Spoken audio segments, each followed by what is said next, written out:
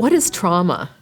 Even as I ask that question, I'm guessing that there are images that go through your mind. Perhaps it's of the World Trade Center towers collapsing during 9/11, or you're thinking about tornadoes or flooding or forest fires, or perhaps it's military combat that goes through your head. Whatever it is, having such things happen to you, witnessing them, or perhaps even just hearing about them can potentially lead to PTSD. They can be experienced as traumatic. But it's only potentially traumatic because there is no trauma that is so severe that everyone who experiences it will develop PTSD. In fact, only 25 to 35% of people who experience a potentially traumatic event actually develop PTSD. So that's both good news and bad news. 25 to 35% is still a lot of people, but there are still many more who can be part of a very difficult situation or a potentially traumatic event and not develop full symptoms. Any of the events I mentioned, and many more, can potentially lead to PTSD symptoms. The most disturbing of these are the intrusive re-experiencing symptoms, where the event in some way intrudes into the individual's life in the form of flashbacks or nightmares or fear, different ways. When someone has a full flashback, it's especially difficult because it's as though people are lost in time and space, as though they're right back experiencing the event, as though it's happening here and now. So, for example, that's the kind of thing that can happen if a car backfires and a war vet immediately falls onto, face down on the ground, assuming that they are in immediate danger, when in fact, they aren't in danger at all. But flashbacks can also be partial. Sometimes people will have an image of what's happened, but they're still aware of current time and place. Or they may just have an emotion that comes out of the blue, such as terror, and not have any idea why they are so frightened. Or perhaps they smell something or they hear something that again often evokes a feeling of fear or panic, and they don't understand why. This can be very confusing and very distressing because people don't understand what's happening to them when they don't have a sense that these symptoms are connected to something that has actually happened to them or that they've witnessed in real life. But as debilitating as PTSD can be, there's a whole other category of trauma that I haven't talked about yet. This is complex relational trauma.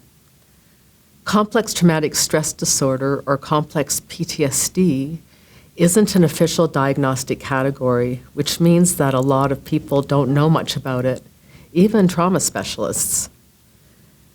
But it nonetheless impacts millions of people worldwide. Complex trauma often takes the form of child abuse, emotional, sexual, physical abuse. And these are very vulnerable periods of time in childhood and adolescence, which means that because of the vulnerability, there are far-reaching effects of that kind of trauma.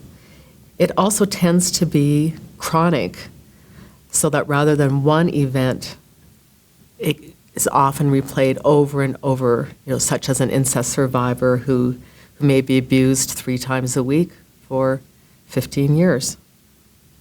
The source of such trauma is also often someone that the child knows and perhaps loves, a parent, a grandparent, a loved coach, a pastor, a youth pastor, a teacher. And this adds to the trauma because there's a sense of betrayal that the very people that are supposed to be caring for and protecting the child, keeping the child safe, are the very ones that are actually causing the harm and creating the trauma. This can result in a sense of lack of safety and security in relationships in general. So these children grow up not being able to establish caring, intimate relationships because no one feels safe. It also has other far-reaching effects, and I don't have time to go into all of them or the reasons why, but one of the big effects is the inability to regulate their own emotions or have a sense of cohesive identity even as they grow up and as are adults.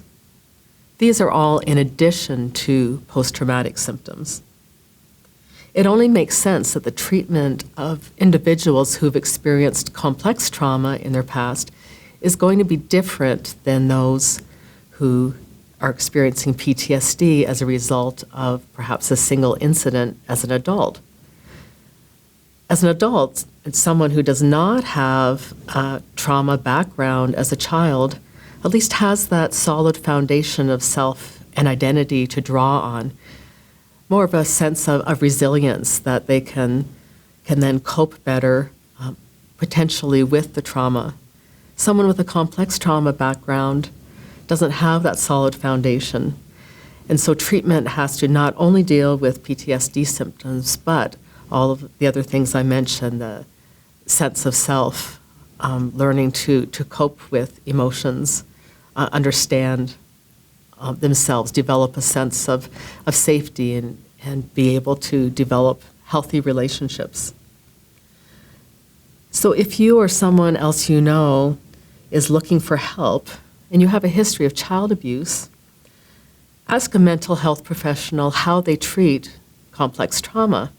If they respond with, they use prolonged exposure therapy, or they do EMDR, and they stop there, you need to look for someone else immediately, because while these are very good treatments for people who have PTSD, they're not adequate for those who have a complex trauma background. You want to be able to have a counselor who understands the complexity of what's happened to you, understands that treatment is going to be long-term, and also that phased treatment is the way to go. So beginning with controlling, managing symptoms, and developing a sense of safety, and only after that actually delving into the trauma itself and going through and processing the trauma.